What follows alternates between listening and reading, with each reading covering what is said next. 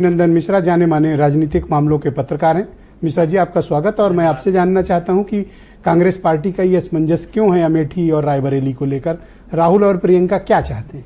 आपका असेसमेंट क्या कहता है? देखिए ब्रजेश जी, हर पार्टी की अपनी अपनी रणनीति होती है। हमको रायबरेली और अमेठी पर जाने से पहले हमको कन्नौज का देखना चाहिए।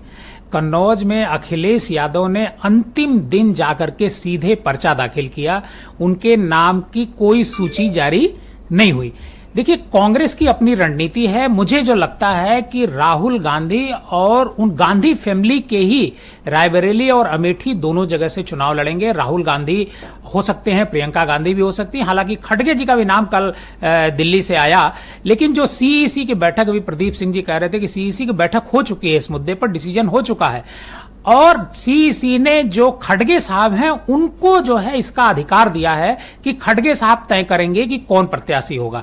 ये कांग्रेस की रणनीति है। मुझे जो समझ में आ रहा है वो, देखिए, पिछली बार अमेठी में करीब 55,000 वोट से स्मृति ईरानी जीती थी और सोनिया गांधी करीब 2.25 लाख वोट से चुनाव जीती थी। स्मृति ईरानी, अगर इस बार राहुल गांधी आते हैं, जिस तरीके का स्मृति ईरानी का व्यवहार हमने देखा है, कई पत्रकारों के साथ भी उनका व्यवहार बहुत ठीक नहीं रहा है और भी कई घटनाएं प्रकाश में आई हैं, तो राहुल गांधी को एज है वहां पर अमेठी में। तो जब लड़ने नहीं आ रहे हो तो कौन सी एज? नहीं, लड़ने तो आएंगे। देखिए क्या है ना, ये रणनीति है अभी ये मुझे जो लगता है कि ये कांग्रेस पार्टी की रणनीति है कि अंतिम मौके पर उसकी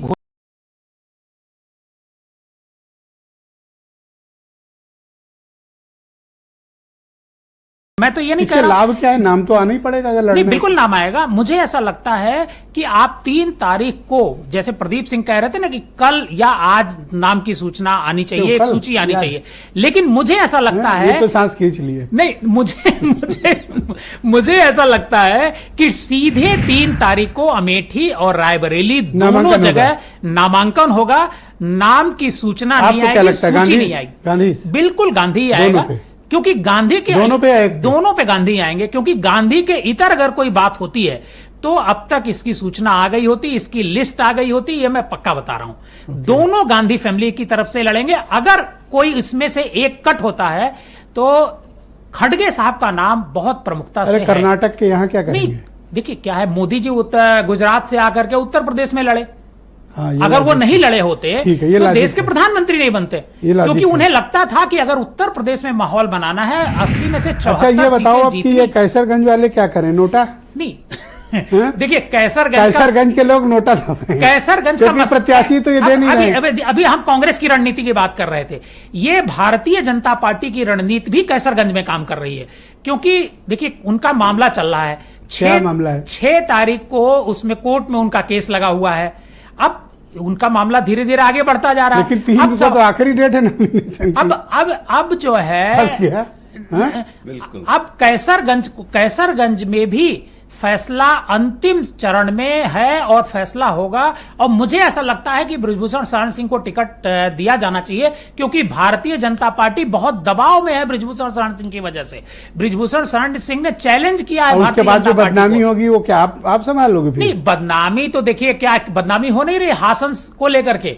जो हासन लोकसभा है कर्नाटक की, उसको लेकर के कितनी बदनामी हो रही है। कोई बोल रहा है क्या? लेकिन वो तो वोटिंग हो गई थी। देखिए, जिस किसी पार्टी में जब बदनामी की कोई बात आती है, चाहे भारतीय जनता पार्टी हो चाहे कांग्रेस हो, तब उसके नेता नहीं बोलते हैं, तब उसके प्रवक्ताज नहीं बोलते हैं। ये तभी बोलते हैं जब दूसरी पार्टी। आप बताइए, हासन को लेकर के क्या किसी भारतीय जनता पार्टी के नेता ने बात किया?